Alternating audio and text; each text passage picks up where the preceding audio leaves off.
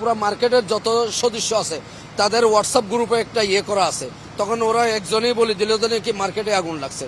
তারপরে থেকে আমরা এসে পড়ছি। আমার দোকান দোতলায়, আমি মেন জায়নামাজ হোলসেল করি, বিদেশ থেকে, চায়না, তুরস্ক থেকে আমি জায়নামাজ আমদানি করি। আটতলায় আমার গোডাউন আছে, যেখানে আগুন লেগে।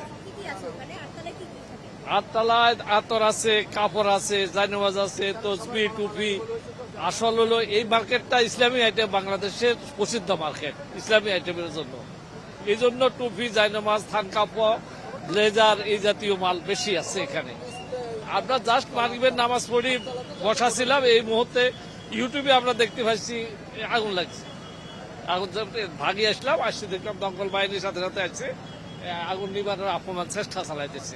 মার্কেটের নিচতলা কিছু লোকজন ছিল, হঠাৎ আতঙ্কের মধ্যে এদিকে চলে গেছে। মার্কেটে এমন মনে করেন মাগরিবের পরে আগুন লাগছে। আগুন লাগার পরে কিছু কিছু লোক আছে, পুরো মার্কেটের যত সদস্য আছে তাদের হোয়াটসঅ্যাপ গ্রুপে একটা করা আছে। তখন ওরা একজনই বলে দিল যে কি মার্কেটে আগুন লাগছে। তারপরে থেকে আমরা এসে পড়ছি, প্রায় আলহামদুলিল্লাহ আধা ঘন্টা লাগে না, আধা ঘন্টার ভিতরে ফায়ার ব্রিগেডের গাড়িও এসে পড়ছে। আমি প্রায় 5টার পর আমি এটিএমে এখানে নিচতলায় বসেছিলাম, ভিডিওরত অবস্থায় ছিলাম।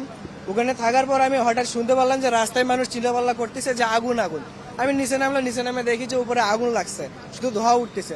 পরে আমি আবার বাঁশির হুইসেল দিতেছি, বাঁশির হুইসেল দিতে দিতে আমি আবার মার্কেটের উপরে গেলাম দেখার জন্য যে আগুনটা কোথা থেকে এই বীজপাত হয়েছে।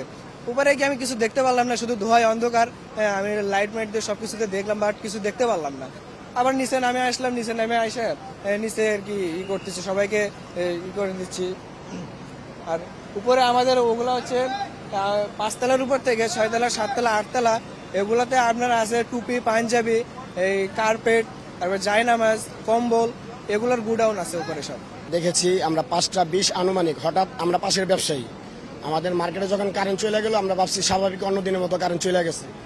যখন ধোঁয়া আসতেছে তখন আমরা বের হইলাম, বের হয়ে আমরা চেক করতে শুরু করলাম, আগুন লাগছে আগুন লাগছে। এমন টাইমে আনুমানিক সময় তখন 5টা 15-20 তখন আগুন লাগছে। আমরা চিল্লাইতেছি আশেপাশে সবাই। তখন আরো 10-15 মিনিট পরে ফায়ার সার্ভিসের গাড়িগুলো আসছে, 10-15 মিনিটের ভিতরে চলে আসছে। আসার পরে এইখান দিয়ে যখন পানি দিচ্ছিল, আগুনের একটা বাতাস ছিল, বাতাসের কারণে এইখানের আগুনটা পিছনের সাইডে চলে গেছে। তখন আবার ফায়ার সার্ভিস ইউনিটগুলো দেখে নাই। তখন আমরা পিছনের সাইড, যেমন গল্লিগুলো আমরা চিনি, আমরা পাশের ব্যবসায়ী, পাশের দোকানদার, আমরা পিছন থেকে আমাদের প্রশাসন আছে, আমাদের এখানে ইনচার্জ আছে, তাকে বললাম যে পিছন সাইডটা আগুন লাগছে। তখন সে আমাদের নিয়ে, ফায়ার সার্ভিসের ইউনিট নিয়ে পিছন সাইড থেকেও পর্যাপ্ত পরিমাণ পানি মারার চেষ্টা করছে, তারপর নিভানোর চেষ্টা করছে।